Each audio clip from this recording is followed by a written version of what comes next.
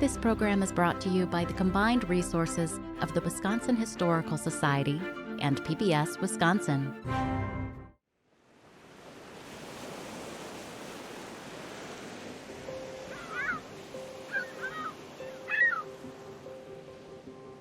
Lighthouses occupy that sort of wistful part of our imagination. There's a mystique about them. There's an aura about them. A magical place. Soaring towers, rugged landscapes. Wisconsin lighthouses stand watch over Lake Michigan and Lake Superior. The Great Lakes are inland seas. They are massive. Monumental beacons, shining light on a bygone era. From the first people to venture the lakes, to the dedicated keepers willing to risk their all. The aspect of danger, the aspect of sacrifice. People depended on them day in and day out. Icons of Wisconsin's rich maritime past.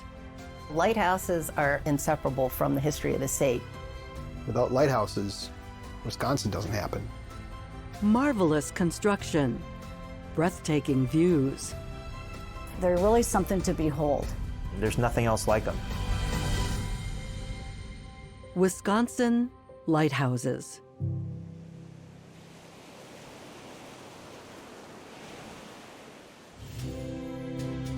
Funding for Wisconsin Lighthouses is provided by the David L. and Rita E. Nelson Family Fund, Dr. Henry Anderson and Shirley Levine, the Ruth St. John and John Dunham West Foundation, Jan Botts and Tom Lippert, the Dwight and Linda Davis Foundation, ACV and Mary Elston Family, Slater Family Fund, Barb and Mike Madden, Obradovich Family Foundation, the Great Lakes Foundation, Reuter Ware, the Fund for Lake Michigan, Trust Point, Wisconsin Coastal Management Program and the National Oceanic and Atmospheric Administration, donors to the Focus Fund for Wisconsin Programs, and friends of PBS Wisconsin.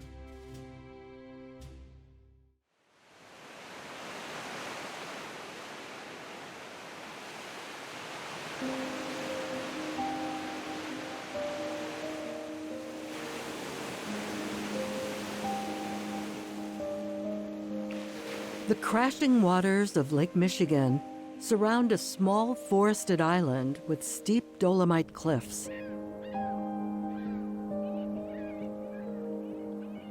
Deep within the rustic landscape lives a pioneer of Wisconsin's maritime history. You're walking through the woods on the trail. You come right over that last crest, and you see this picture-perfect lighthouse standing there. It's pretty amazing to see. The Pottawatomie Lighthouse, located at the tip of the Door County Peninsula on Rock Island. Built in 1836 and then replaced 20 years later with the existing structure seen today, a 41-foot tower with attached keepers' quarters. As it stands today, the house is set up around 1910, so you can kind of picture the lighthouse keepers at that point living there. As you're walking through the house, you get to see the kitchen, the parlor, the bedrooms. You kind of feel like you're at home, which is kind of fun. And then the best part is going up to the lantern room. A view of the water reaching beyond the horizon. A summer day, whitecaps flashing on the surface. An idyllic location, home to Pottawatomie Lighthouse, chosen not for its grand view, but for its utter necessity. It was a matter of life and death.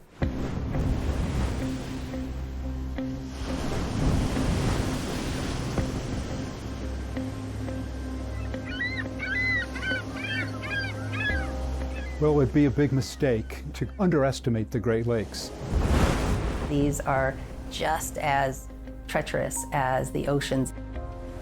Violent storms blow up, and if you don't run for your life, you're going to be in trouble. Surging waters and rocky formations make the Great Lakes a perilous force of nature. Unless you've been there or you've lived there, you don't really understand the power that these lakes have.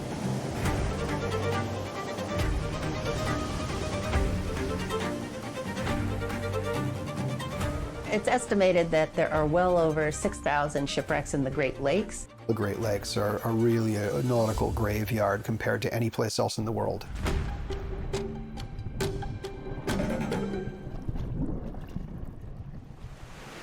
A tiny, secluded island in that nautical graveyard would become pivotal to the story of Wisconsin and home to the state's very first lighthouse, Potawatomi. In the early 1800s, before Wisconsin was even a state, the stone that was coming out of the quarries here, the lumber that was coming out of the forest, all of that needed to go other places on the Great Lakes for the construction of cities. The schooners moving the stone and timber around the Great Lakes would have to go through Death's Door. Death's Door Passage is a narrow channel of shallow waters and strong currents between the mainland peninsula of Door County and Washington Island. A notorious waterway that lived up to its ominous name. The shipping industry was losing too many ships and it was costing them money. So it was critical to get a lighthouse built in this particular location. In 1834, the mariners had requested and petitioned the federal government to build the Potawatomi Lighthouse on Rock Island that would mark the safe passage. That safe passage became known as Rock Island Passage. Situated just northeast of Washington Island, the deep waters off Rock Island held the potential for a safe route around Death's Door. However, in the early 1800s, this region was still considered America's frontier. Building Potawatomi Lighthouse would be a venture into the unknown. This was a time when there was absolutely no charts of Lake Michigan. Captains had to navigate without the lighthouses, and they're carrying the materials to these remote places to build lighthouses. It was absolutely no easy task. The stones were quarried from the island itself. They would haul them up to the site. They used wood from the island, and just with manpower, they put that lighthouse together. That human spirit of just pushing forward and knocking down the darkness and moving ahead.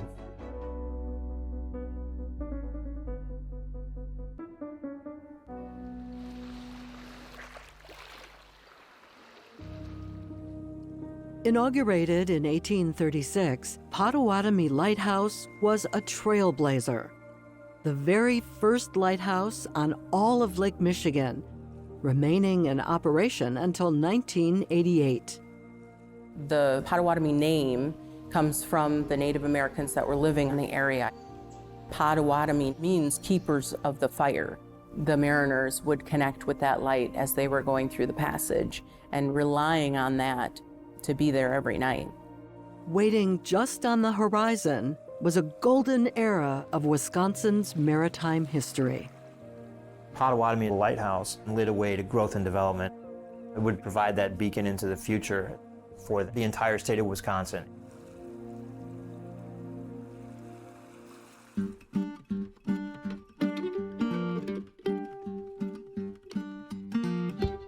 Lighthouses had opened up the state for settlement, and people began to bring their families west. You had to come by boat.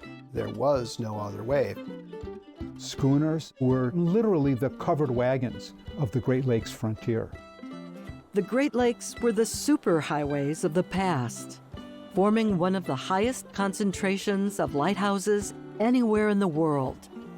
In the 1800s, the volume of vessel traffic on the Great Lakes was easily 20, 30 times what it is today.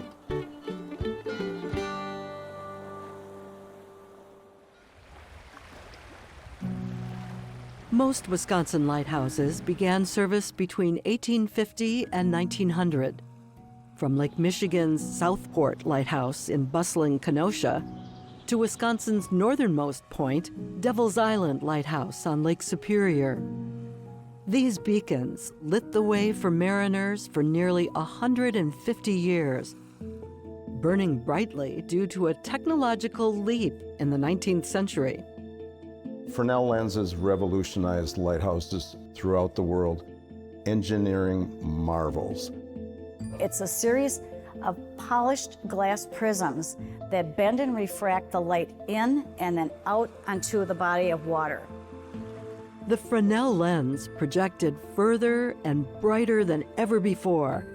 The powerful beam was instrumental in the creation of an integrated network of lighthouses along Lake Michigan, linking them like a chain. All lighthouses on Lake Michigan are all within sight of each other. Each beam crosses over, so you never lose sight of a lighthouse as you're coming down the lake. Tasked with keeping this innovation working smoothly was the lighthouse keeper, an employee of the United States Lighthouse Service. Early lighthouse keepers were called wickies. They trimmed a wick in the lantern to keep the flame the right height so that it would burn evenly and brightly. The wick and lantern were fueled by oil, which the keeper repeatedly carried to the top of the tower in buckets. A counterweight mechanism would then rotate the Fresnel lens around the burning wick. It was a giant cuckoo clock mechanism that would have to be wound every 3 to 4 hours, so you would never get a full night's sleep. You were busy all day long. You just weren't working at night. The lens had to be spotless to the touch of a glove. They would have to record the weather. They'd have to record ship passings and then do any kind of maintenance on the house or the grounds.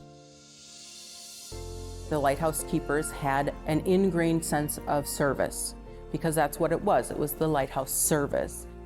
They were in service to the federal government and to keep the mariners safe. The keeper and the mariner shared a sacred trust. The light would remain steadfast in its duty. Beacons of hope in a raging storm. And treasured works of art decorating the shoreline. The leading American historian of lighthouses in the 20th century, F. Ross Holland, wrote, "Nation's largest and finest collection of historic lighthouses is contained within the boundaries of the Apostle Islands National Lakeshore." Absolutely. Off Wisconsin's North Shore in Lake Superior lies a group of islands adorned with otherworldly beauty. The Apostle Islands National Lakeshore. 21 islands, 8 lighthouses, surrounded by deep forests and natural wonders. The Apostle Islands, they are remote. You are definitely away from the hubbub of everyday life. They're not little port town lighthouses, right? They tend to have to be tall, they have to be, pretty conspicuous because they have to be seen from a distance. Punctuating the horizon, the Apostle Islands lighthouses historically guided large vessels along the shipping lanes of Lake Superior. Today, they keep watch over a public treasure. The best place to view the islands from is the top of a lighthouse tower. Places like Devil's Island and Raspberry Island and the north end of Outer Island. Those give us a look at what perhaps northern Wisconsin looked like 300 years ago. A pristine area. On some place like Raspberry Island, you can easily be the only person that's on that island, surrounded by acres of wilderness.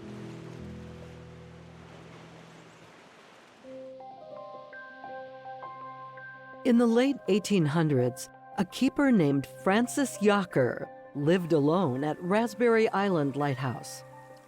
He liked it. It gave him plenty of time to pursue his artistic interests. He was a talented artist. He was a composer. Yocker, a German immigrant, married an Ojibwe woman named Ikwesons, who later went by Catherine. A committed partner, Catherine stayed back on the mainland with their sons, while Yocker lived on Raspberry Island to tend the light. He also wrote articles on Ojibwe folklore that were published in anthropological journals over in Germany. He was absolutely a Renaissance man. But the one thing he wasn't very good at was operating a boat.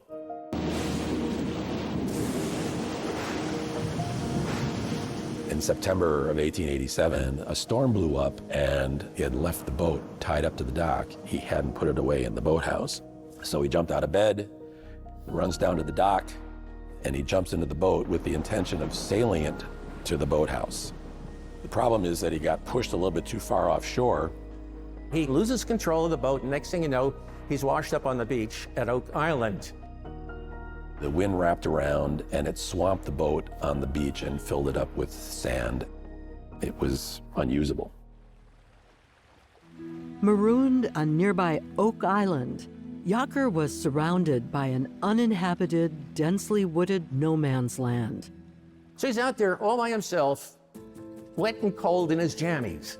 He had no shoes, he had no shirt, he had no food. He was in a pickle.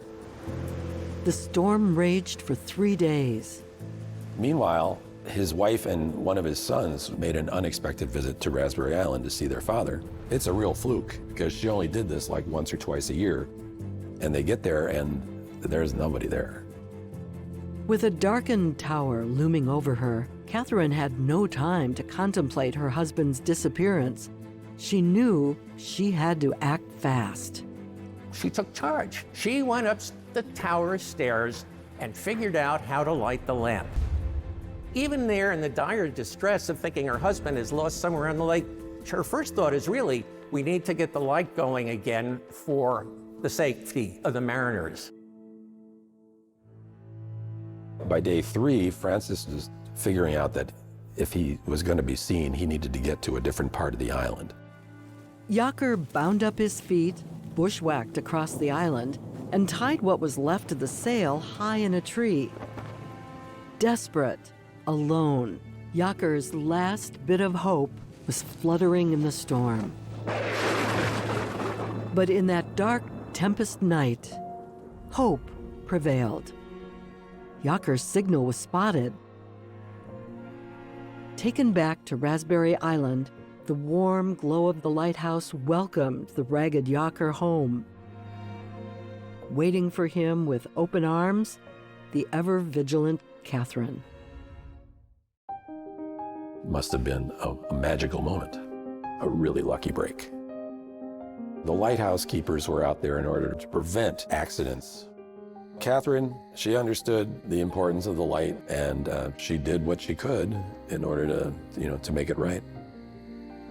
I think that shows the level of dedication that was fostered in the culture. The keepers and their families, the wife came in, stepped in and says, that's my responsibility, even right there with the prospect of suddenly widowhood. So it's a reason I admire these people. Entrusted to protect a treasure, Wisconsin lighthouse keepers would soon build a legacy of stewardship, pride, and family.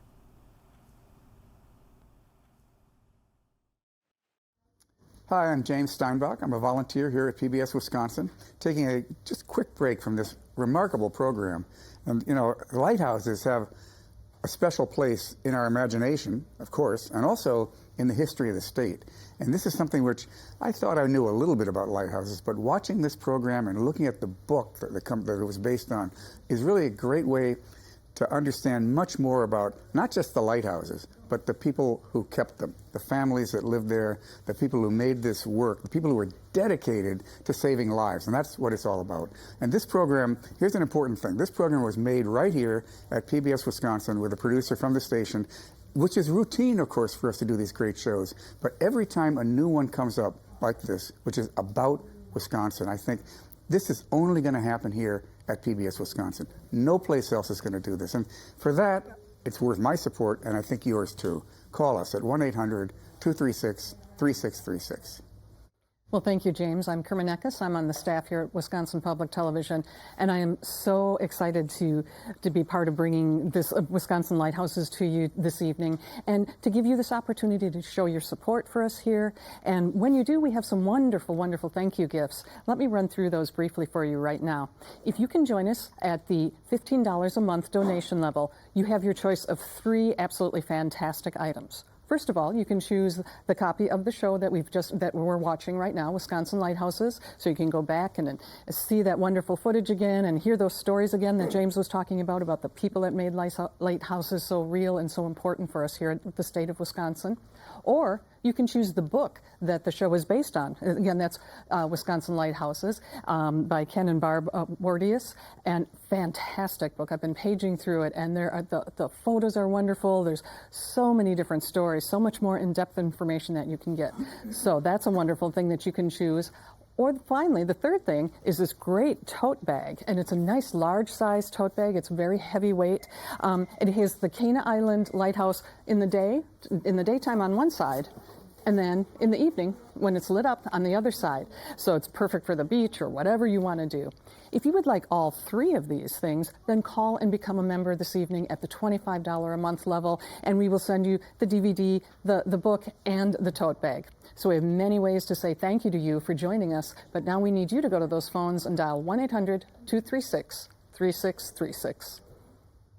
Hi, I'm David Hoffert, a volunteer here at PBS Wisconsin, and I want to pick up on something James just said about no one else besides PBS Wisconsin would make a show like this. I'm sure there are documentaries about lighthouses out there, right? But they're probably, I don't know, New England lighthouses. And yet, as this show talks about, the Great Lakes, really these inland seas, right, are such an important part of the history of this country and such an important part of the story of Wisconsin.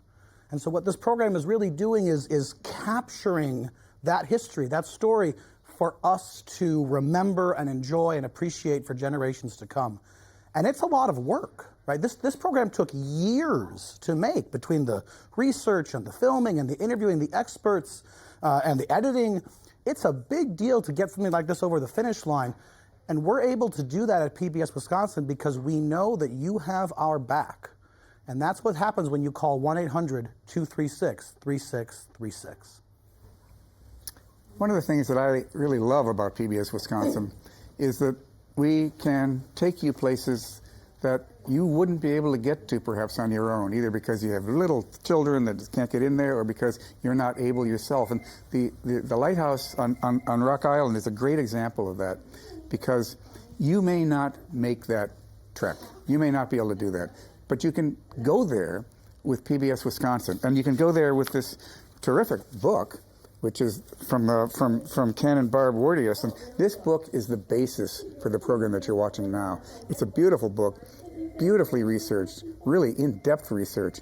You know, a friend of mine talks about TV shows as the executive summary of a book sometimes. And in a way, that's true. The show, wonderful as it is, doesn't go into anywhere near the detail this does, because it can't. But it can still bring you to a place, invite you to share it, and you can share it with your kids and with your family. So that's worth something. Call us now at 1-800-236-3636. Hi, I'm Eric Growling, Director of Friends of PBS Wisconsin. Ken and Barb, thanks for coming into the PBS Wisconsin studios. Thank you, Eric.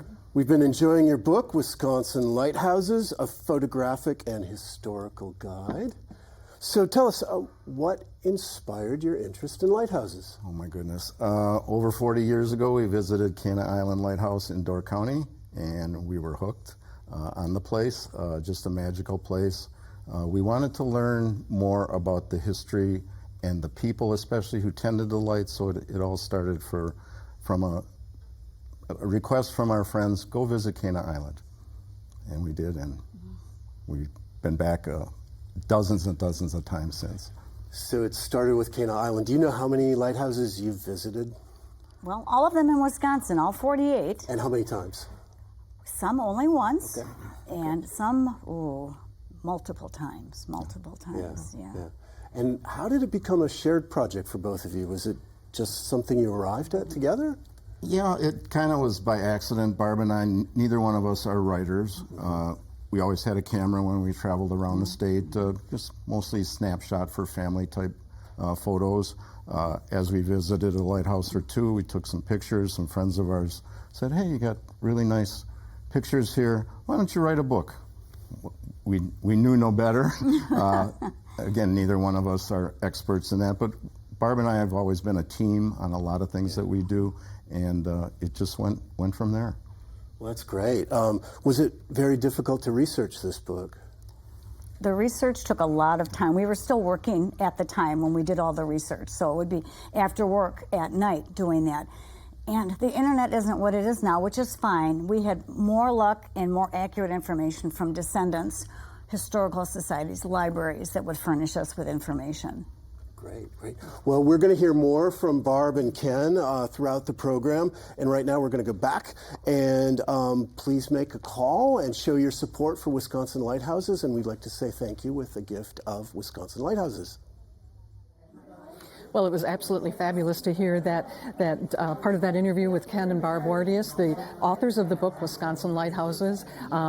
We'll be hearing more from them later on, but in the meantime, we have plenty of time for you right now to go to those phones, to talk to one of our volunteers, and also take part in some of these wonderful thank you gifts that we can send you when you join us as a member of PBS Wisconsin.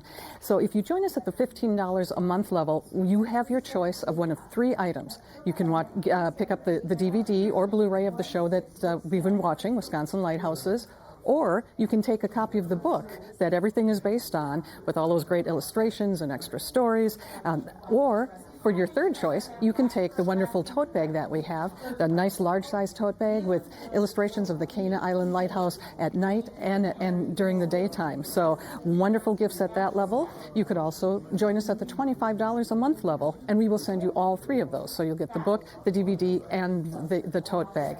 But I want to spend a little time talking about a very special gift level that would be perfect for the youngster in your life. And that's if you join us at the $20 a month level.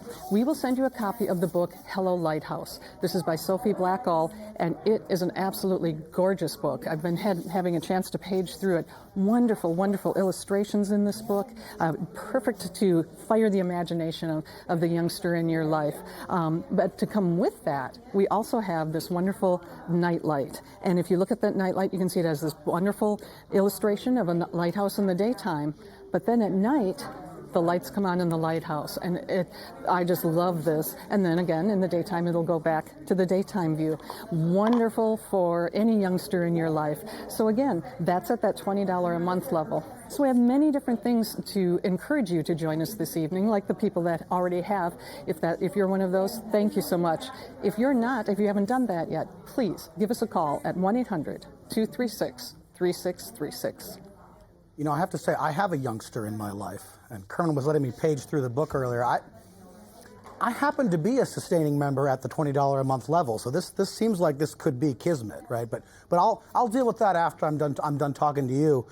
You know, I think what matters most about a program like this and a pledge break like this is that you feel a sense of ownership of this kind of programming on PBS Wisconsin, and you want to support it, and you find the level that's right for you. Maybe it's one of the gift packages Kermit was just talking about. Maybe it's just making a donation to PBS Wisconsin. What matters is that you give us a call and show that support at 1-800-236-3636.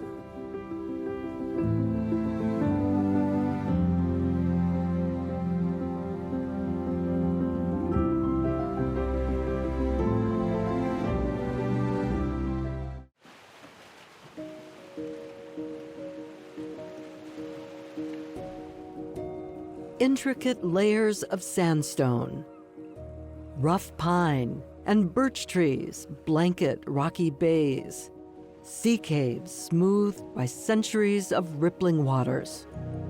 Sand Island is in the western edge of the Apostles, so it's way out there.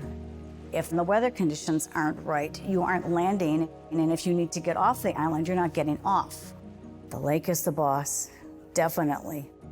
The lighthouse at Sand Island was there primarily to give warning to ships to stay off the Apostles. Built in 1881, the Sand Island Lighthouse stands on a red, jagged shoreline, walled in by a fortress of stone. Sand Island Lighthouse was fashioned from the fabric of the island. It's a beautiful building which was built from the rock where it sits. And I can't think of a more intimate way, more profound way that a building can be connected to its environment. Made of brownstone in the style of Norman Gothic architecture, Sand Island Lighthouse provided a picturesque setting for a keeper's quiet life of solitude. The second keeper at Sand Island, I find an interesting fellow for a number of reasons. His name was Emanuel Lewick. He came there for the 1892 season and then stayed 28 years until the lighthouse was automated in 1920. Mr. Lewick enjoyed lighthouse keeping. Loved it. He thrived in the lighthouse life. He spent his first couple of years out at Sand Island all by himself. Then, in 1896, he married a young woman named Ella Gertrude Richardson. She was from Providence, Rhode Island. Ella was 16 years old when she married the 29-year-old Emanuel, joining him to live at Sand Island. She was enraptured by his promises to live on a lighthouse, and I'm sure it sounded very romantic. Being in a beautiful setting, in a lovely building, it's great. But solitude can be a double-edged sword. Guess what? She was bored out of her skull. All lighthouse keepers were required to keep a daily logbook, and it was supposed to be one line of what the weather was, ships that had passed, perhaps what they did that day if there was painting or gardening going on. Ella, on the other hand, used it basically as a personal diary. We have a very complete picture of the Lewick's marriage falling apart. In one entry, Ella wrote, "Mr. Lewick hasn't anything to do, and so he can help me do nothing." But again, she was 16 years old. She just found lighthouse life very lonely. After 10 years, Ella moved on. Heading back east, she became a nurse and later remarried, leaving behind Sand Island Lighthouse and Emanuel Lewick. Emanuel is not Mr. Charm. It appears he was hard to get along with. He went through assistant keepers at a fairly rapid clip, and he didn't have a really good reputation. But on the other hand, he was an incredibly talented photographer. Several years ago, we discovered a treasure trove of photos that Lewick took. They'd been sitting in a barn, and this would be the first time anyone had eyes on those photos in decades. Several hundred images. Some of the images are from the lighthouse on Sand Island and what it was like to be a lighthouse keeper. Excellent shots of the lighthouse and the surroundings, which are quite artistic. Lewick also explored nearby communities, capturing photos of neighborhoods, family farms, and fishermen repairing their nets. He meticulously documented life along Lake Superior. He had a very good eye for catching a personality, and they are so sharp and vivid. Lewick was able to evoke a sense of beauty and convey emotion in a single image, capturing vibrant lives, inhabiting a rich world from a bygone era. They provided excellent detail about what daily life was like around the turn of the 20th century. Through his photography, Emanuel Lewick preserved a moment in time in a unique and personal way. This man definitely was an artist. Life is not all black and white. There are shades of gray. Shades of gray in a world full of color resided inside the Wisconsin Lighthouse. What is a lighthouse? Well, on the one hand, it's the light, and it's all of the aspects that go into keeping the light lit. But it was also a home. People lived there. Our Great Lakes lighthouses, most of them were really family homes. You can really see that as you walk through the lighthouse. A bedroom adorned with childhood memories. Lighthouse issued chinaware, still waiting on the dinner table for the keeper and their kin. Family homes brimming with the presence of the past. A lot of people think, oh, it was an easy life, but it was a difficult life. The families were actually farmers. When you think about growing your own food, canning it, storing it, and preparing it, they had to be self-sufficient. Mom's taking care of the kids, there's the cooking, the cleaning, the sewing. It was constant work, which amazes me. People had to survive and fight the elements. All of those things are true, but not all of them were in isolation, especially up here in Door County. Life at the lighthouse was a family affair, no truer than in Door County. Often referred to as the Cape Cod of the Midwest, Wisconsin's eastern peninsula is notable for its scenic shoreline, towering bluffs, and 11 historic lighthouses. Door County has the largest concentration of lighthouses per mile of shoreline than anywhere else in the United States. Beacons such as Sherwood Point, Bailey's Harbor Upper Range, and Potawatomi all served as homes to generations of families. Today, in Peninsula State Park, people flock to the popular Eagle Bluff Lighthouse. Built in 1868 to light up busy Strawberry Channel, the lighthouse sits 76 feet high upon the bluff. There, visitors walk in the footsteps of Eagle Bluff's most memorable inhabitants, the Duclon family. The Duclons, William and Julia lived here, but they weren't alone. They had 7 sons. The family of 9 moved to Eagle Bluff Lighthouse in 1883. Keeper William Duclon, a veteran of the Union Army, oversaw its daily operation. His sons pitched in, helping to maintain the buildings, grow food, and assist in rescues. A tightly run operation, the family was awarded several commendations for the best-looking lighthouse grounds in the Great Lakes area. The home today, it still looks pretty much how it looked when our Duclon family was living here. It was full of life and full of laughter, full of music. The music room was the heart of the Duclon home. When they moved here to Eagle Bluff, William surprised the family with a piano. Julia grew up playing piano, and she wanted a piano for her 7 boys. All 7 boys learned how to play piano. They also played violin, cello, bass fiddle, accordion, harmonica, and guitar. They were extremely talented. The Duclon boys took their talents on the road, performing around Door County in dance halls and at weddings. They also played in some rough venues, holding their own in the occasional fight, even brawling once with the sons of a rival lighthouse family over a group of young ladies. One of the Duclon boys threw the first punch. A big scandal back then. At Eagle Bluff, the family bond was tied to their love of music, opening their home to entertain anyone who would come. People were living in little log cabins or little shanties by the water if they were fishermen. So to your neighbors, this place was a mansion. And of course, they were all interested in this home. At times, 40 people would huddle together for a potluck and a musical melody. For the Duclons, the piano was an important piece in their lives. It was. It connected them really with the rest of the families living in the area. This was quite the party house back in the day.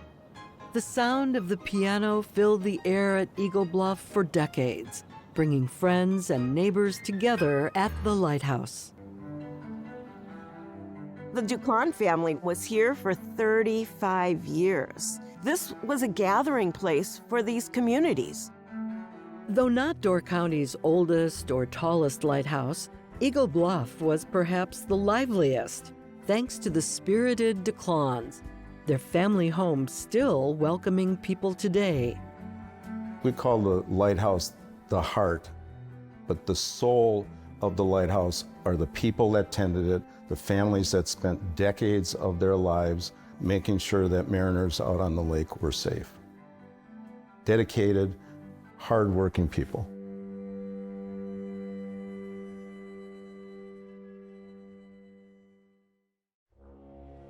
On the eastern edge of the Door Peninsula, A trek across a limestone causeway leads to the nearly 9-acre island in Lake Michigan.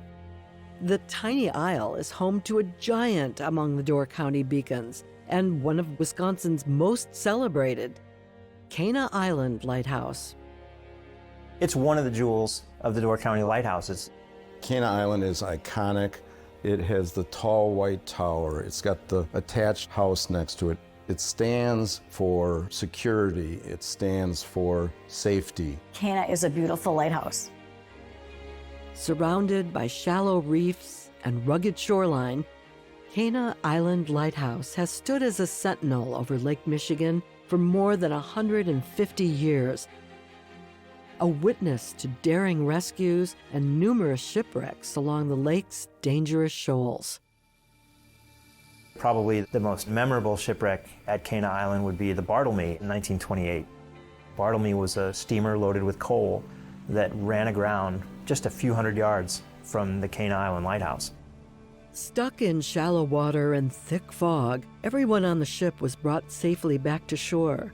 The ship itself was damaged beyond repair and would remain there for nearly 2 years as it was cut into scrap.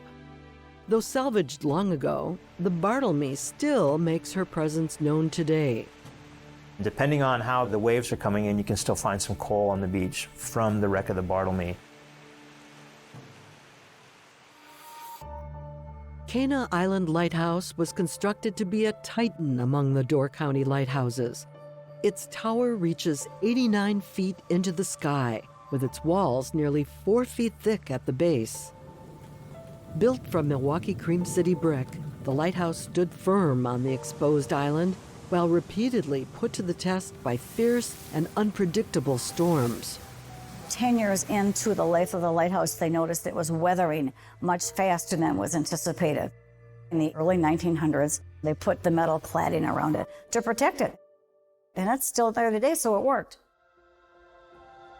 The powerful structure remains a distinctive landmark along the Door Peninsula, making it one of the area's most popular attractions.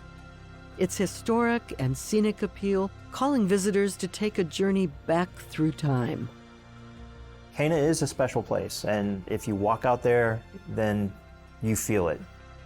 People go inside and realize this is a piece of history. At the base of the tower, a doorway beckons into the past. A climb up the spiral staircase. Step by step, 102 cast iron stairs stretch toward the top of the tower. Feel that ache in your calves as you climb those steps in the lighthouse, and think about what those lighthouse keepers had to do to keep that lamp lit. Wow. Marching upward, the open stairwell allows air to flow through the tower. Portholes mark the progress of the ascent. Waiting above, a treasure of Wisconsin's maritime history. As you get into the actual lantern room area, you can look up and see the Fresnel lens that's still there today. Still in operation, the Fresnel lens at Cana Island is one of a select few to remain lit in all the Great Lakes. The fact that it is still a navigation beacon today speaks volumes about it. It's well over 150 years old and still guiding ships. It's phenomenal.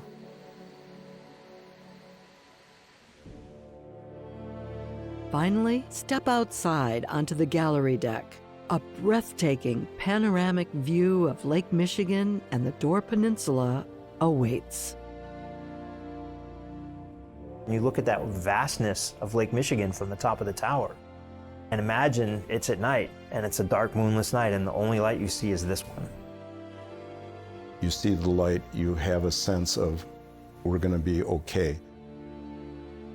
The lighthouse is a beacon to history. It's a monument to bravery, to stability, to security. If you close your eyes and you dream about this perfect lighthouse, Cana Island is, to me, that place.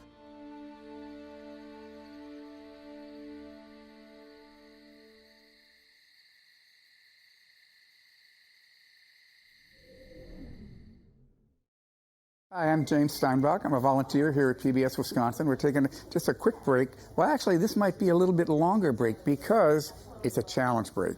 This extraordinary program that you're watching now, made here at the station, made here in Wisconsin, made for you, and this is the premiere, so this is really something to see. And this is a critical time to call us at 1-800-236-3636 and make your pledge of support because it's a challenge break and your pledge will be doubled. Call us now, 1-800-236-3636, and there's a reason to call us now, partly because it's a challenge break, but also because this program, I hope, is really inviting you to explore Wisconsin in ways you may not have thought of. You've probably driven by lighthouses. You've probably maybe even seen a book about lighthouses. Maybe you've visited one or two. But to be able to see so many in this one program is really an extraordinary opportunity. And that's why we're asking you to call 1-800-236-3636. Well, hello, I'm Kerma Neckes, and I'm on the staff here at PBS Wisconsin. And now is the perfect time, as James mentioned, for you to call and become a member of PBS Wisconsin because your donation will be matched dollar for dollar. It's a great time for you to call and really have a wonderful impact and show your support for us here at PBS Wisconsin. And of course, when you do, we have some thank you gifts that we'd like to send your way. At a $15 level, that's $15 a month, you have your choice of 3 different items. You can decide to choose a copy, either in DVD or Blu-ray, of Wisconsin Lighthouses, the show that we've been watching. As James mentioned, that's a PBS Wisconsin production. Wonderful people from the station here have worked on this show. It's a really beautiful show that's been put together. And again, that's at $15 a month. Or you can choose a copy of the book that the show is based on, Wisconsin Lighthouses. That's by Ken and Barb Wardius. A beautiful book with wonderful illustrations. It's really much more in-depth information about the lighthouses. A great thing for you to add to your library. Or for your third choice, you can choose this huge tote that we have right here. It's got the Cana Island Lighthouse in the daytime, and then on the other side, the Cana Island Lighthouse at night. So those are all fantastic. If you can't choose between those, go ahead and join us at $25 a month, and we will send you both the DVD, the book, and the tote. So we have many ways to say thank you when you join us here at PBS Wisconsin. Now go to those phones and call us at 1-800-236-3636. Hi, I'm David Hoffert, a volunteer here at PBS Wisconsin, and I don't think we've actually said this yet. We've said it's a challenge break, but our goal is 50 calls during this break. Now, that's a pretty audacious goal, right? But we have that goal because we know that a program like this means so much to so many people in this state, because it's personal. This is our story brought to your airwaves because of our collective work together. Now, Kerman was just talking about those gift levels, and you notice she kept saying $20 per month or $25 per month. That's because the best way that you can support programming like this is to become a sustaining member of PBS Wisconsin. Give on that monthly basis so that your support doesn't run out, just like this incredible programming won't ever run out. Give us a call, 1-800-236-3636. Helping you explore Wisconsin is really at the heart of our mission. It's built into what PBS Wisconsin is about and always has been from the beginning. And if you think about that, not every PBS station is able to do this kind of work. Everyone would like to, but not everyone is able to. And the reason that we're able to is because we have your support. And for generations, people have supported PBS Wisconsin. And that's what makes a difference. That's what makes it possible for us to do this program and all the programs that you enjoy. Some are national that we bring in, but many of them are local programs, whether they're documentaries or histories or news and public affairs, like Here and Now. This is something which every week you can count on programs from PBS Wisconsin that will take you places you may not have been, will reveal things you may not have thought about. That's really worth something, especially during this challenge break. We want 50 calls. We're at 11. We can do better than that. Give us a call, 1-800-236-3636. Well, thank you, James. And don't forget, when you do call and join us as a member of PBS Wisconsin this evening, we have some thank you gifts that we can send your way.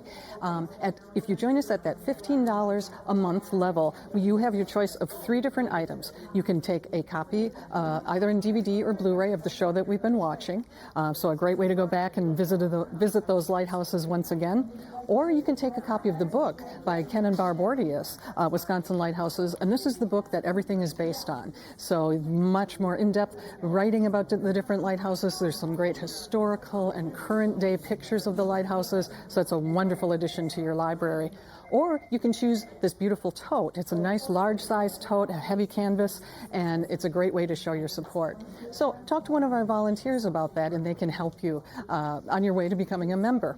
In the meantime, we're going to go back and see some more of the interview with Ken and Barb Ortius. They have some great information about the creation of their book, Wisconsin Lighthouses. So here's Ken and Barb.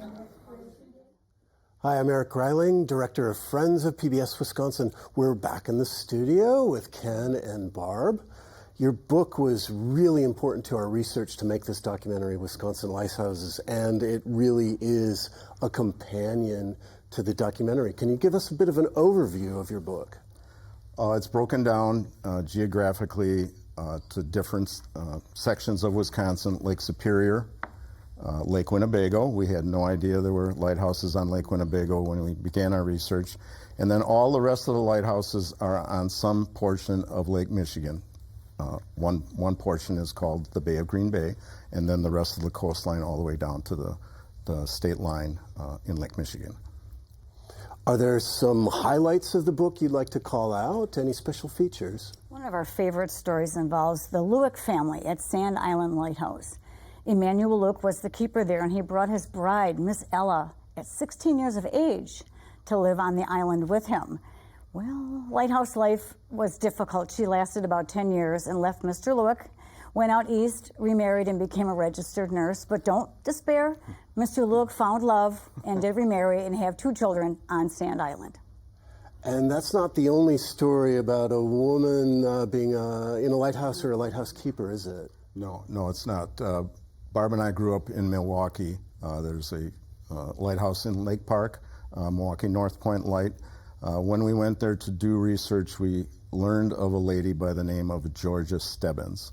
Once we learned a little bit of her story, fascinating woman, a head lighthouse keeper for over 30 years at Milwaukee North Point. That was very, very rare during that era. Just a fabulous, hardworking mother, wife, and lighthouse keeper.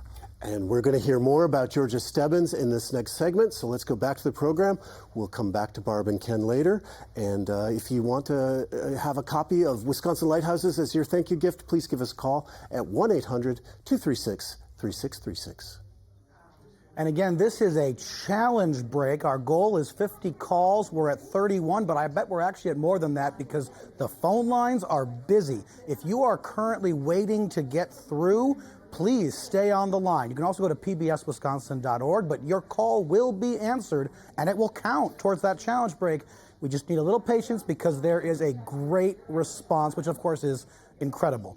Just heard a bunch of information about the stories in this book. I want to point out it's also just a great road trip guide, right? My wife and I have hosted exchange students for a few years, and we've planned these epic road trips, and we've been saying we should do more in Wisconsin. What a great opportunity to kind of have ideas planted of where we should go and what we should explore right in our own backyard. But whatever your motivation, maybe it's the book, maybe it's supporting a program like this. We are now up to 36 calls, going for 50. Give us a call, 1-800-236-3636. You know, PBS Wisconsin is all about Wisconsin. That's what we're here for. That's why it's in our name. And, you know, if you think about the programs that carry the name, you know, Wisconsin from the Air, Wisconsin Hometown Stories, Wisconsin Foodie, that's not an accident. It's because we are focused resolutely laser focused on Wisconsin stories. And in fact, Wisconsin stories, there we go. So that's something which you can really count on and is different from any other station, certainly because they're not in Wisconsin, but even with that, we do an extraordinary amount of local production, a production that is for us, by us, about us. This program is a terrific example of that. And it's made possible because generations of folks have supported PBS Wisconsin. And I kind of think of it, because there was a time when I was not able to support something like this, and now I can.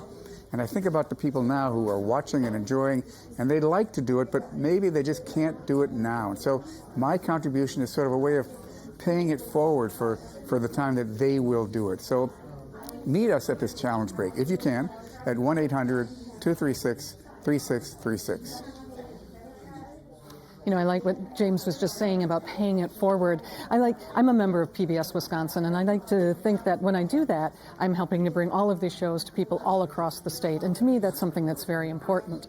So if that's something that's important to you, call us right now during this challenge break, and we will put your pledge of support to work immediately. And we'll also send you some wonderful thank you gifts. Let me run through these again briefly. If you join us at that $15 level a month, the $15 a month level, you have your choice of 3 different items. You can have a copy of the DVD or Blu-ray of the show that we've been watching. Or you can have a copy of the book, which, again, is this fabulous book, Wisconsin Lighthouses by Ken and Barb Wardius. We've been hearing from them. And the book, I like what David said about it being, it could be a road guide for you as you're touring Wisconsin and looking at lighthouses. But no matter how you use it, it's a fabulous book, and it's something you'll want in your library. Or you can choose to take this beautiful canvas tote. It's a nice large size tote. On one side it has the Cana Island Lighthouse at night, and on the other side is the Cana Island Lighthouse at daytime. So these are all great. Or you can take all 3 of these if you call and become a member at the $25 a month level. So that's something you can consider.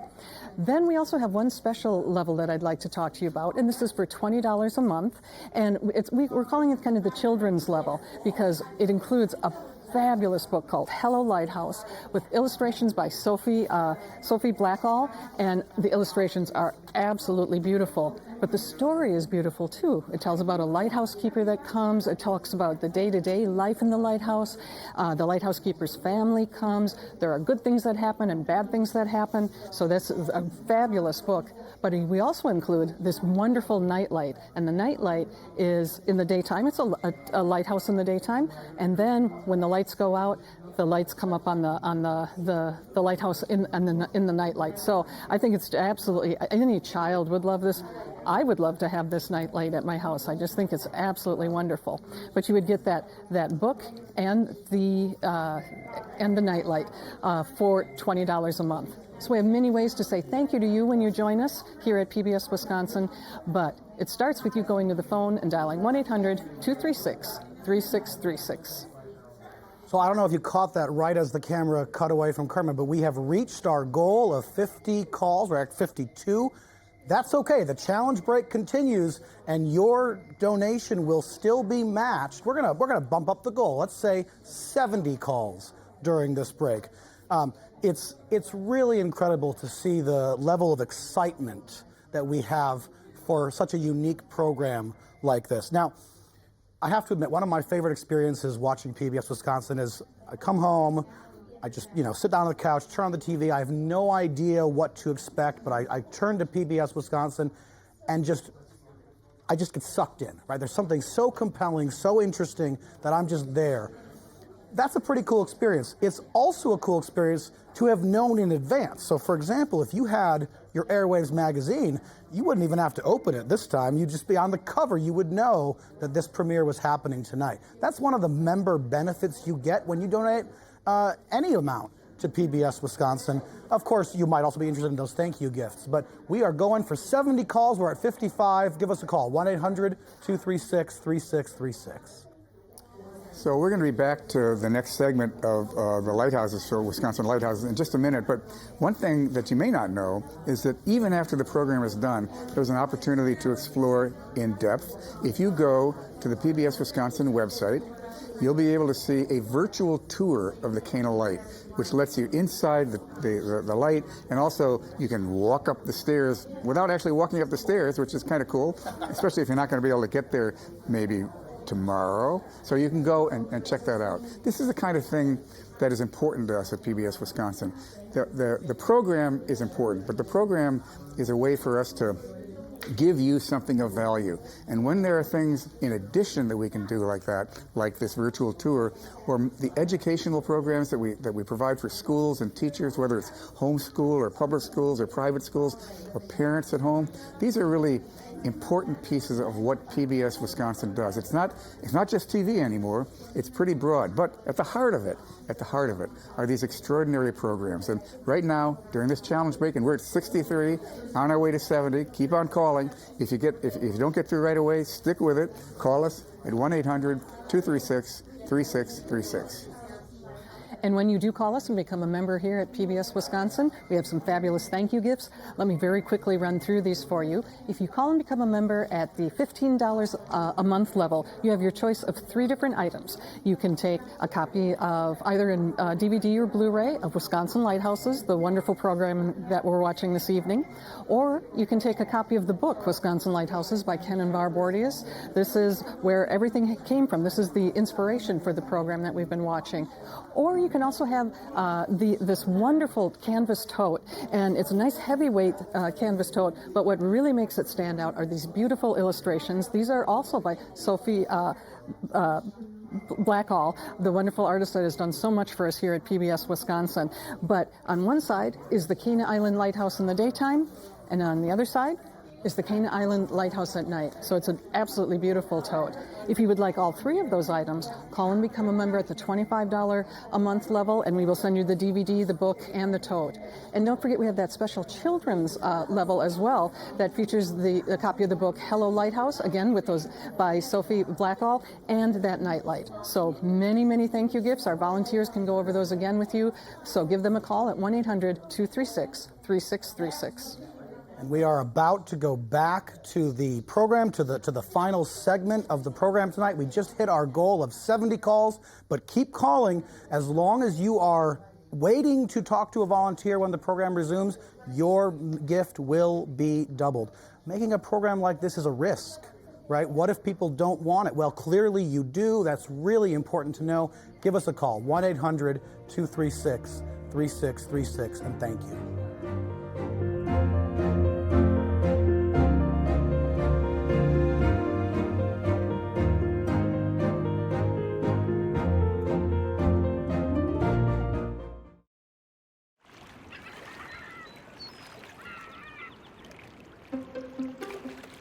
The thing that strikes me about Wisconsin lighthouses is the variety. Different sizes, shapes, colors. There's a lot of really unique lighthouses. Stationed in quaint port towns, on breakwaters marking harbors, like Kewaunee and Sturgeon Bay, and along the shoreline, like the state's tallest lighthouse, Raleigh Point, at 113 feet. These aids to navigation are connected to a legacy of travel along the Great Lakes, starting with the earliest travelers to mark the way, the First Nations people. If you think about how people look at landmarks when you're on the road, they had landmarks on the lake. They would climb trees and they would cut maybe half the branches off from the ground up. So those are known as lob trees. And each of those meant something. Either turn left here, turn right there, go east, go west, go north. These trees are essentially their lighthouses. Fires were utilized for travel at night, often lit on large tree stumps near the shoreline or placed high on a hilltop. Mirroring these signal fires, the region's early lighthouses were positioned on elevated points. Their design was short in stature, yet built for function, paving the way for a more stylistic approach to lighthouse architecture on the Great Lakes. They finally evolved to the tall brick and metal structures we know today with Fresnel lenses in them. Some of them are magnificent works of the architect's art. They're beautiful. A giant sentinel stretches 108 feet into the sky, its stark white tapered tower prominent against the shoreline. Wind Point Lighthouse, located near Racine in southeastern Wisconsin. Wind Point really is a gorgeous work of art. It's strong, it's majestic, it's very graceful. It's just simply beautiful. Pretty much the definition of picturesque, Wind Point Lighthouse. Built in 1880, Wind Point's architectural design is known as the Poe-style lighthouse, a style attributed to Orlando Metcalf Poe, a veteran of the Civil War who served under General William Sherman. After the war, Poe was the chief engineer of the Upper Great Lakes Lighthouse District and oversaw the construction of numerous beacons along the Great Lakes. What Poe really brought was a much more substantial, brighter, taller structure than what had been here before.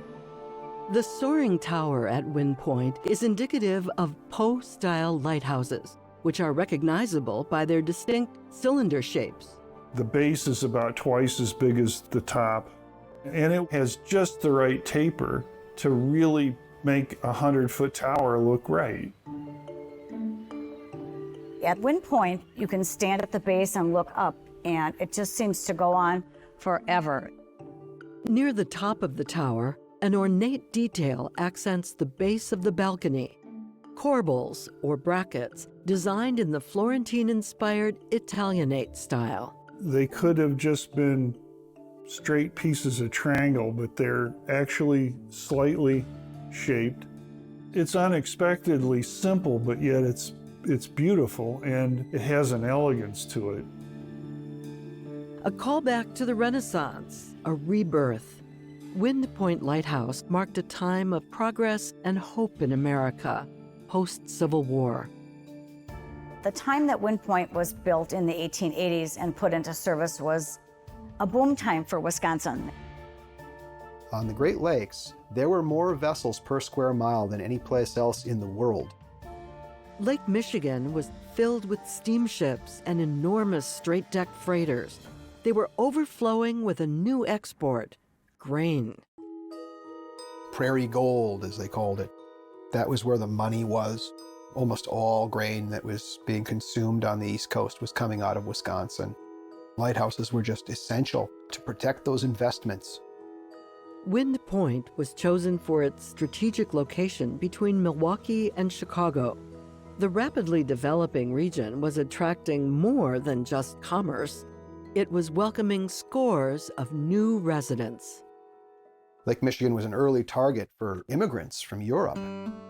You had ships full of immigrants coming from Buffalo, New York. They arrived on paddle wheel ships and steamers, the immigrant story of the late 19th century. They would come to Wisconsin. Seeking freedom and opportunity, the journey to Wisconsin was challenging. After a harrowing trip across the Atlantic, many immigrants still had to brave the crowded and dangerous Great Lakes.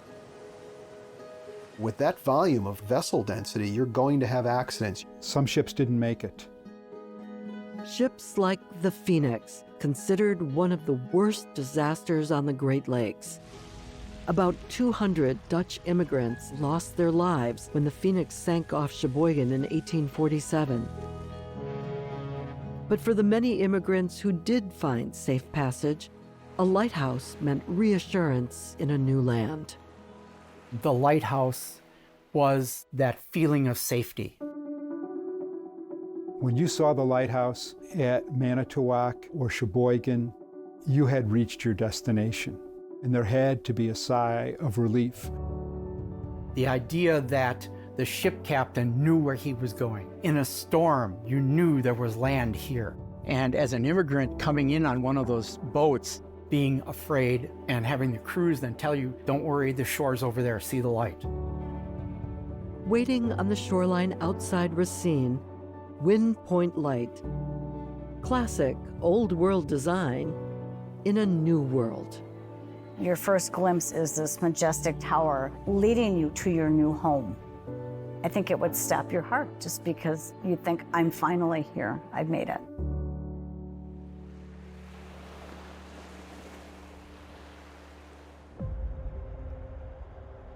In nearby Milwaukee, on a wooded bluff 107 feet above Lake Michigan, sits the city's famed Lake Park. 138 acres of winding paths, deep ravines, and panoramic views of the water. The park's centerpiece, a beacon like no other, North Point Lighthouse. North Point Lighthouse is actually a compilation of parts of 3 different lighthouses. Originally constructed in 1855, severe erosion to the bluff it stood on jeopardized the brick structure. In 1888, a new cast iron tower was built 100 feet inland, with the lantern of the original lighthouse placed on top. But by the turn of the 20th century, North Point needed yet another upgrade. What do you do when you design a park? You plant trees. Well, by 1911, the tree line's too high, you can't see the lighthouse anymore. The solution was a third tower built in the same location, with the previous tower and lantern fitted on top of it. If you look at the current lighthouse at North Point today, there's actually a seam in the middle that differentiates the new base, which has circular windows, from the top half, which has rectangular windows from the tower built in 1888. The unconventional history of North Point Lighthouse made it a fitting home for its most famous resident, a keeper who had challenged the social norms of her era, a keeper named Georgia Stebbins. In 1873, Georgia was living in New York. She gave birth to 2 daughters, but she lost them in childbirth and illness. Then she was informed that she had tuberculosis. The doctor said, the only chance you have is to get out of New York and get some fresh air. Georgia Stebbins' father was the lighthouse keeper at North Point in Milwaukee. The fresh breeze off Lake Michigan was just what the doctor ordered. She decided that she would go out there to recuperate and hopefully get better. Her husband, Lamel, who was a watchmaker, she left him back in New York. She didn't realize how long she was going to be out there. Just for someone, to leave your home state where you were born and where you know everything, and to come alone to the wild, wild west that was Wisconsin even then. I can't imagine. In Milwaukee, Georgia Stebbins' aging father was declining in health. The family feared he was unable to continue his duty to the lighthouse, risking his job and their livelihood. Georgia stepped up and took over as the unofficial keeper at North Point Light. She freely was willing to learn all the trade of the lighthouse keeping duties, and she just stepped in and she just did it. She was active. She had to climb stairs. She was outside. She was busy. In those days, you're talking long Victorian dresses, petticoats, button-up shoes. I'm picturing her holding up the skirt and then having some fuel in her other hand to go up the stairs and tend her light. Don't forget, Georgia had tuberculosis. Just her will must have propelled her up those stairs. Georgia Stebbins' health improved. Reinvigorated, she embarked on a new life for herself at North Point Lighthouse. She had found her purpose. She took the job seriously, did the job exemplary, and was just a dedicated person, steadfast, like the lighthouse itself. There was times when she would see a ship that ran aground below the bluffs. She would go down there, get out in a rowboat and row out and rescue the crew. The lighthouse and tending to it seemed to be her life. She was always here, always on duty. Committed to North Point Lighthouse, Georgia Stebbins built her life around it, rarely leaving its grounds. Even with her responsibilities growing as she welcomed a son, Albert. Her son was born at the lighthouse. She gave birth at home because she had to keep up her duties. There was no such thing as maternity leave in those days. You just gave birth and got right back to work. With her beloved bull mastiff Tappan by her side, Georgia raised her son alone at the lighthouse. She was just a really, really strong woman. Georgia Stebbins was definitely a portrait of dedication. In 1881, her dedication paid off. After 7 years of serving in an unofficial capacity, the U.S. Lighthouse Service named her the official head keeper of North Point Lighthouse. For a woman in that era, it was not common at all to have the official head keeper title. Officially, she was head keeper for more than 20 years, but with helping her father, she was here for almost 3 decades. It was amazing. She retired before women had the right to vote.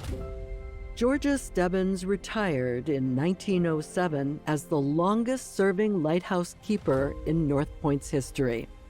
She was a woman definitely before her time, working in a man's world, running the entire show for all these years as a lighthouse keeper.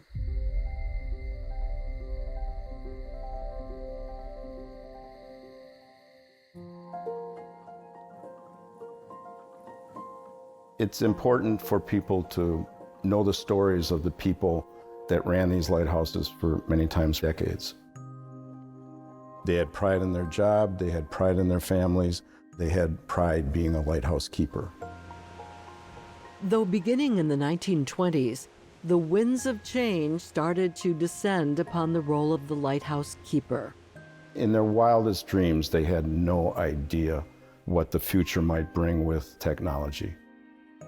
The innovation of electric-powered beacons, followed by radar and radio communication, would transform the state's maritime landscape forever. Over the years, the advances of technology allowed the Lighthouse Service to automate the lights and did away with the need for having keepers. These advances in technology really put lighthouse keepers and the lighthouses out of business. The 1940s and 50s would have been the time when most lighthouses were starting to be phased out. Often abandoned, lighthouses quickly fell into disrepair. There are many lighthouses that do not have a happy ending. Some lighthouses were intentionally demolished, never to return again. The Racine Reef Lighthouse was a unique light on the Great Lakes, one of a kind, Victorian style, gorgeous, gone. Today, very few lighthouses remain in operation. Their sweeping beams replaced by flashing LED lights, new cost-effective steel-frame towers, and GPS navigation.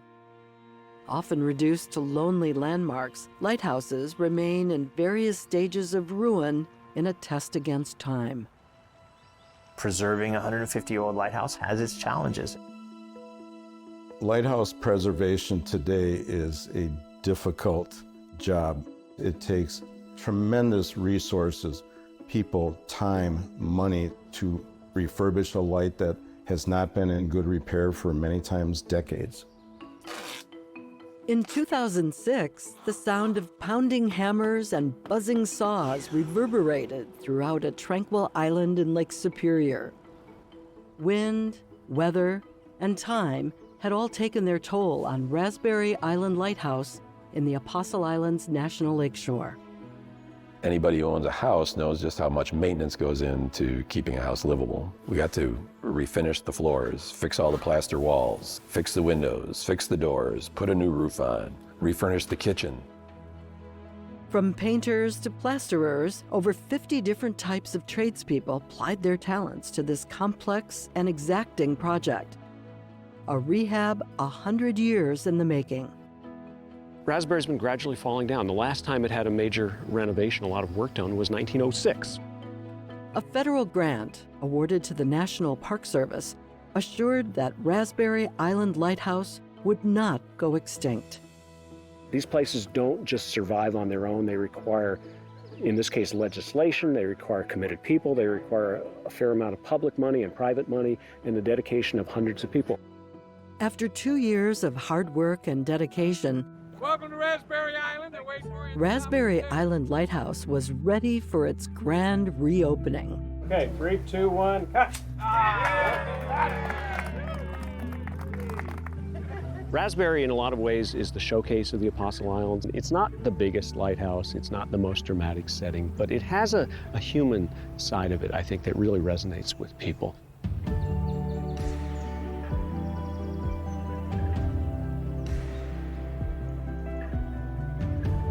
Today, boatloads of visitors still ferry across Lake Superior to explore Raspberry Island. Welcome to Raspberry. The quaint charm of the lighthouse drawing them in. The white building, the red roof, the blue sky, the blue water. It's just a beautiful location. It's one of the best restored lighthouses in the state. It's gorgeous. You walk in the lighthouse, it's like you've been transferred back in time to the 1920s. The lighthouse is preserved and curated to reflect the year 1924, chosen to honor Raspberry's keeper, Lee Benton, who kept vivid notes detailing his family's life at the lighthouse in the 1920s, a roadmap outlining Raspberry's rich history. We reestablished the dining room chairs, dining room table, pictures for the walls, the sewing machine that Lee Benton used to use. This is the keeper of this light. His name is... The fun part about taking people on tours is a lot of, the older folks, it kind of reminds them of what they saw when they went to visit their grandmother growing up. It just reminds them of their youth. Even outside, the lighthouse grounds are authentic to the past. We have a vegetable garden. We also have flower gardens. They're in the exact same location and are the exact same species that were here back in the 20s. When Lee Benton and his family were there, they would have taken great pride in keeping the grounds and the home neat and tidy. They were working every single day at some sort of maintenance, painting, cleaning. Their hard work would not be in vain.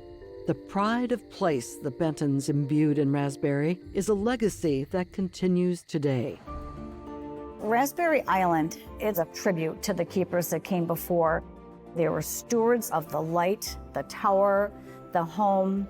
So I think they would be pleased to know that it's been well taken care of, it's been restored, and company is welcome because there's something to see. Given a new purpose, a second life, lighthouses themselves have now become keepers of history.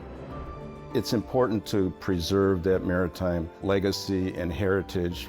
It gives you a connection to the history, the people, really takes you back in time.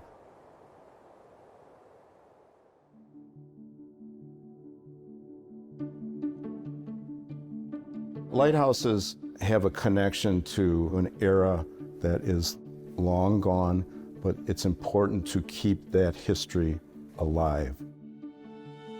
Whether it's individuals or the Park Service, there are custodians of these lights who continue to maintain them for the historic resources they are.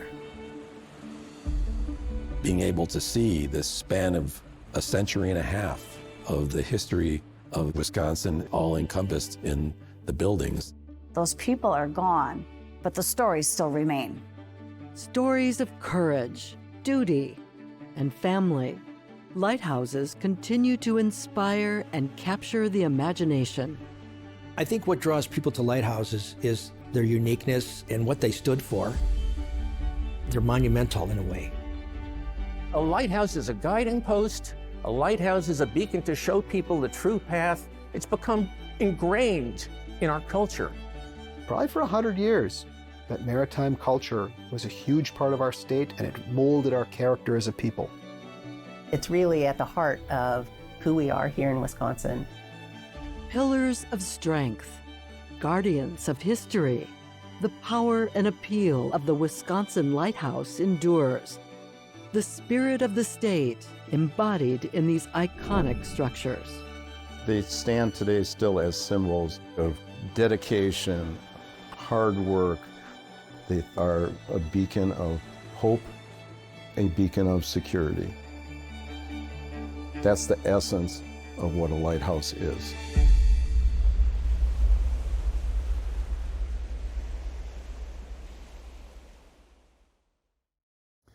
Hi, I'm James Steinbach. I'm a volunteer here at PBS Wisconsin, and this extraordinary program, which I know you're enjoying, because here you are at the end of it, and you're still listening to us ask you for money, which is a good thing to do, because it isn't just about the money. We need that, absolutely need that. That's why we ask. But it's also about the support. The most important thing you can do as a person in Wisconsin is to watch PBS Wisconsin and to share that with other folks, to tell them about the show you watched, to sit down with other folks and watch it. That's really what we're about. It's community. It's about Wisconsin. We are here because of you. We are here because you and I support PBS Wisconsin, and we support it with our dollars, we support it with our thoughts, we support it with our eyeballs. It's all an important part of PBS Wisconsin. So keep on doing those things. Keep on sending the money, keep on sending yourselves, keep on sharing with your kids, and call us at 1-800-236-3636. Well, thank you, James. I'm Kerman Eckes on the staff here at PBS Wisconsin. And if you've already called us this evening, thank you so much. If it's something you've been thinking about doing, now's the perfect time to go to those phones and talk to one of our volunteers. And of course, don't forget, when you do join us here at PBS Wisconsin this evening, we have some fabulous thank you gifts, and I'll run through these briefly for you right now. If you call and become a member at the $15 a month level, you have your choice of one of 3 items. You can take a copy of, on either DVD or Blu-ray, Wisconsin Lighthouses, the fabulous show that we've just finished watching, so you can go through that again. Or you can get a copy of Wisconsin Lighthouses, the book by Ken and Barb Wardius, so a great way to go back and get some more in-depth information about those lighthouses. And finally, for your third choice, we have this absolutely fabulous tote. And I love this tote. It's a nice heavyweight canvas tote. But what really makes it stand out is the artwork that's on the tote itself. The artwork is done by artist Sophie Blackall. And she has done a beautiful illustration of Cana Island Lighthouse in the daytime on one side. And then on the other side is the Cana Island Lighthouse at night. So absolutely beautiful tote, a great way, boy, if you're into lighthouses, this is something that you're going to want to add to your collection. Or you can get all 3 of these with a commitment at $25 a month here for PBS Wisconsin. So it all starts with you going to your phone and dialing 1-800-236-3636. And I'm David Hofford. I'm a volunteer here at PBS Wisconsin, and I get to say, but wait, there's more, because there's another gift level that Kerman didn't have time to talk about there, right in between the two, at $20 a month, where you get more of that Sophie Blackall art. So this is a children's book, Hello Lighthouse, with a lot of her illustrations, and also a nightlight. This is the same artwork that was on the tote bag that Kerman was just showing you.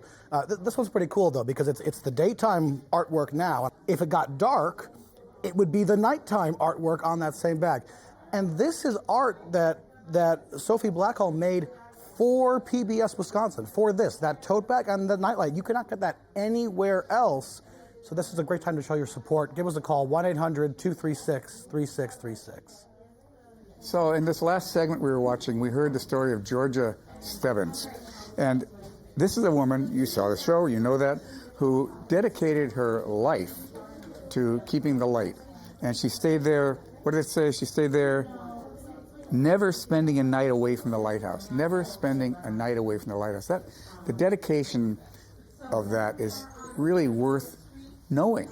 And telling these stories about Wisconsin folks who you may never have heard of, who have done these extraordinary things, is one of the things that I really value about PBS Wisconsin. It's great to have the celebrities and all the things that we do when we do music, but the greatest thing is when we see our neighbors and our friends and the histories from the past that really reveal to us something about where we've come from and perhaps where we're going as well, because it all connects. And I think that that's something that PBS Wisconsin really celebrates and encourages you and engages you and invites you to share. So give us a call, 1-800-236-3636. Thanks, James. And when you call us this evening here at PBS Wisconsin and become a member, we have those thank you gifts. Let me run through these briefly one more time for you. If you call and become a member at the $15 a month level, you have your choice of one of 3 items. You can take a DVD or Blu-ray copy of the program that we've just watched, so that fabulous show on Wisconsin Lighthouses. Or you can take a copy of the book that everything is based on, Wisconsin Lighthouses by Ken and Barb Wardius. So that's a great in-depth look at other lighthouses, more information, fabulous photographs are also included.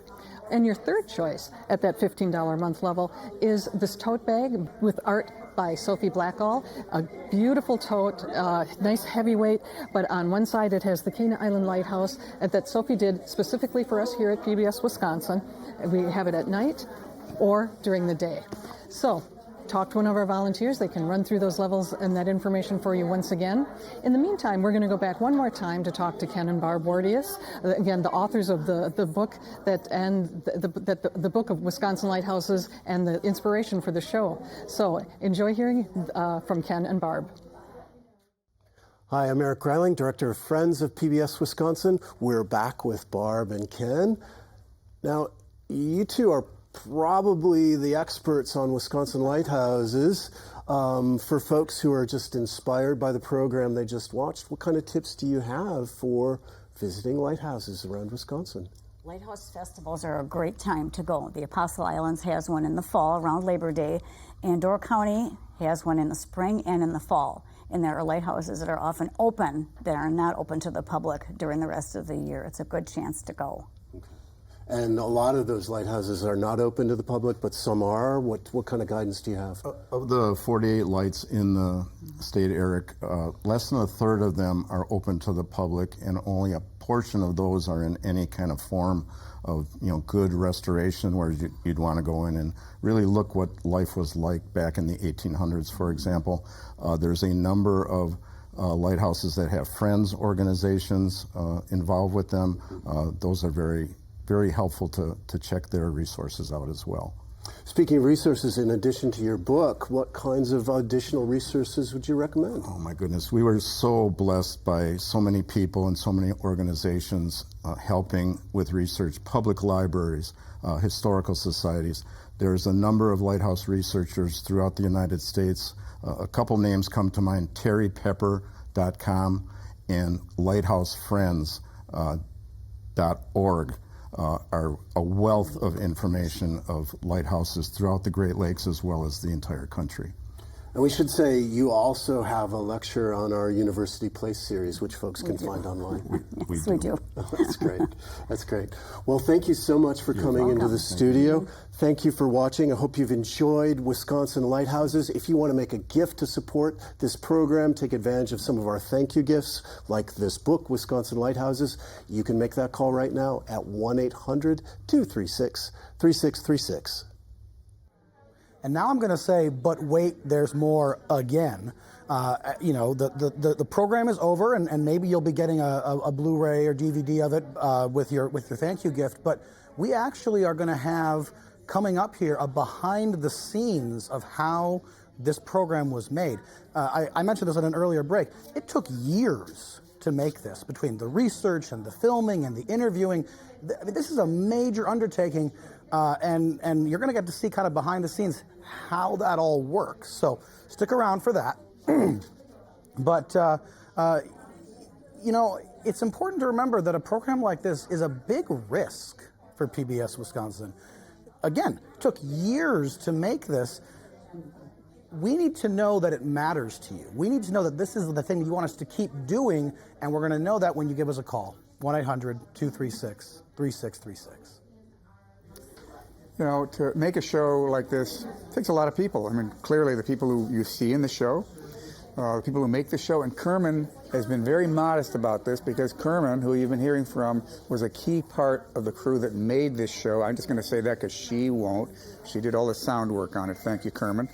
But it also takes people who give the financial support, which is why we have these pledge breaks. There are some folks who are in a position in their lives where they can make a really generous donation. And perhaps that's true for you now. And if you are in a position where you could give $1,000 a year as part of our leadership circle, this is a great time to do it. There's never been a better time to express your support for PBS Wisconsin. Now, whatever you give, whether it's $20 or $1,000, that's what is correct for you to do, and that's what the best thing to do is. But if you're in a position where you're able to give at that higher level, please think about it. It's something really I believe worth supporting, and I hope you do too. So call us at 1-800-236-3636. Well, no matter what level you can join us this evening, whether it's, as James said, that $1,000 level or any other level that you can manage to do, it is a wonderful thing for us here at PBS Wisconsin and so very important. And when you do that, we have some thank you gifts that we'll send your way. Let me run through these again for you briefly. If you call and become a member at the $15 a month level, you have your choice of 3 items, the DVD or Blu-ray of the show that we've just watched, Wisconsin Lighthouses, or you can take a copy of the Wisconsin Lighthouses book by Ken and Barb Ordius, or you can have the fabulous tote bag with that art by Sophie Blackall that has the Canna Island Lighthouse in the daytime on one side and the beautiful Canna Island Lighthouse at night. If you would like all 3 of these, call and join us at the $25 level a month point, and we will send you all 3 of these items. So that's a fabulous way to say thank you. We also have one more special group that I'd like to tell you about, and this is at $20 a month. We will send you a copy of Hello Lighthouse. This is a Caldecott winning book by Sophie Blackall. The art in this book is absolutely fabulous. It is absolutely gorgeous to look at. But also, it tells a wonderful story of people trying to tend the lighthouse and keep the lighthouse going. Plus, we'll send you this wonderful nighttime night light that has the lighthouse in the daytime, and then it lights up and you see the lighthouse at night. And again, the art is also by Sophie Blackall. So that's at $20 a month. So we have many wonderful gifts that we can send your way. You can talk to one of our volunteers and get some more information about them. And it all starts by dialing 1-800-236-3636. And you know, I know that last package that Kermit was just talking about with the children's book and the nightlight. I mean, it sounds like it's geared for kids, right? But like, let's be honest. I have a nightlight in my bathroom, right? So that when I wake up in the middle of the night, I can see something. And like, yeah, I can go on Amazon and I can buy like one of those just blank circular lights. But this is a piece of art. This is a way to have art in my bathroom as well as the function of a nightlight. So I think all of those gift levels are really appropriate for anybody at any phase of life. And of course, that's the point, is that we're talking about things that are meaningful across generations. A program like this brings us together as a state and a community. James was talking about people who can afford to give a larger gift. If that's out of reach for you right now, maybe you can put us in your estate plan and become a part of the Heritage Society. There's all sorts of ways to be a part of the PBS Wisconsin community. What matters is that you call and start that process. 1-800-236-3636. We've talked about all the work that goes into making a program like this. I mean, it takes years of research, production, editing, writing, re-editing sometimes. It really is a labor of love. And you know in your own life that things that are good take time. Things that are good are not easy. And that's something which we know here and we appreciate. We appreciate it in craftspeople. We appreciate it in our own crew. It's something that really makes a difference, we think. And so we want to take just a few minutes now to show you a behind-the-scenes look at some of the work that went into making this a really extraordinary show that brings a show like Wisconsin Lighthouses to life. Made it come to life because of you. So thank you for that. Take a look.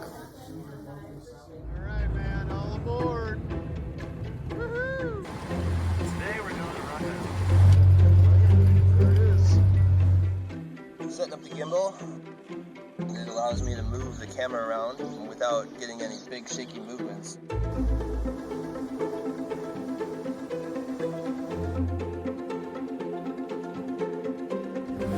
Yeah, keep about this speed right here.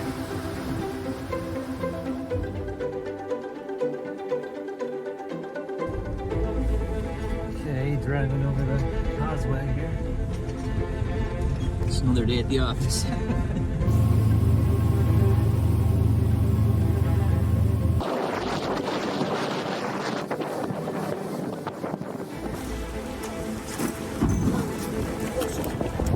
That's good. You can go ahead and hold her there. There you go. Look at that. Hi.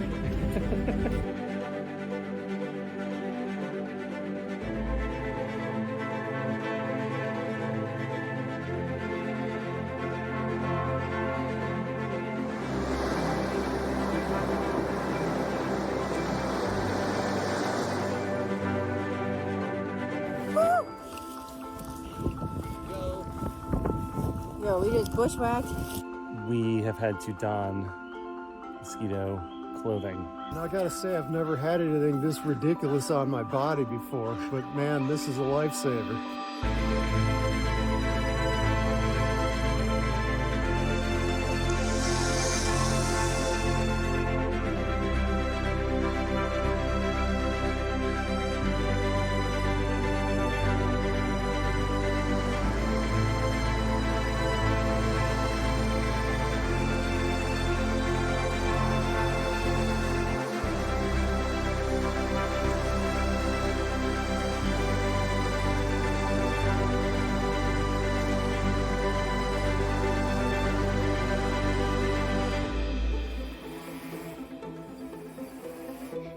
It's that easy, kids.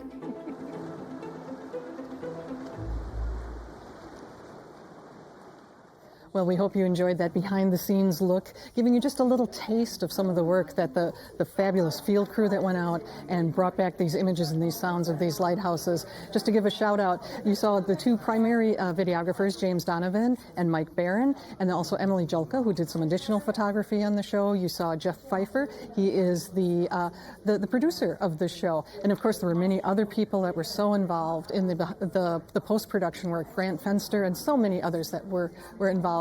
So, but this fabulous show is here because of you and other people from around the state who say PBS Wisconsin is something that I value. I love seeing shows that are so Wisconsin specific.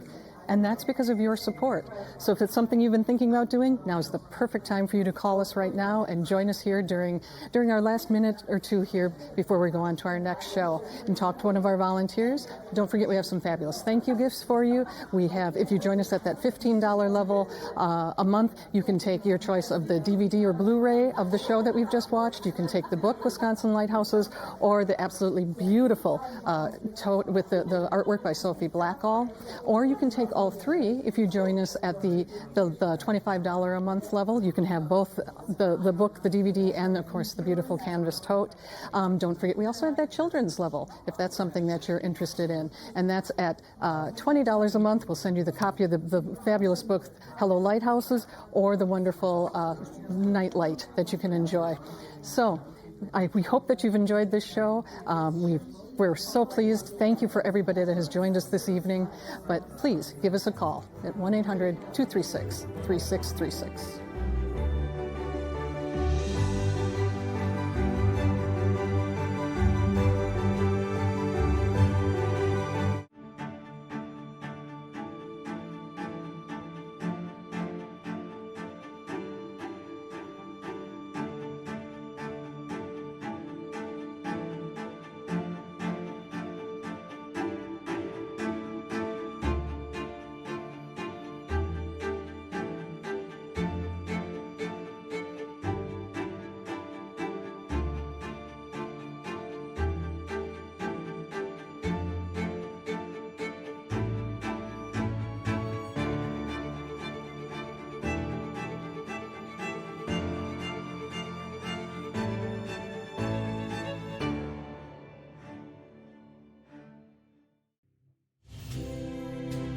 Funding for Wisconsin Lighthouses is provided by the David L. and Rita E. Nelson Family Fund, Dr. Henry Anderson and Shirley Levine, the Ruth St. John and John Dunham West Foundation, Jan Botts and Tom Lippert, the Dwight and Linda Davis Foundation, ACV and Mary Elston Family, Slater Family Fund, Barb and Mike Madden, Obradovich Family Foundation, the Great Lakes Foundation, Reuter Ware, the Fund for Lake Michigan, Trust Point, Wisconsin Coastal Management Program and the National Oceanic and Atmospheric Administration, donors to the Focus Fund for Wisconsin Programs, and friends of PBS Wisconsin.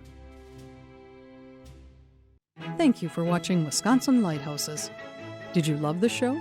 You can find more amazing local content from PBS Wisconsin on all of your favorite devices. Download the free PBS app now.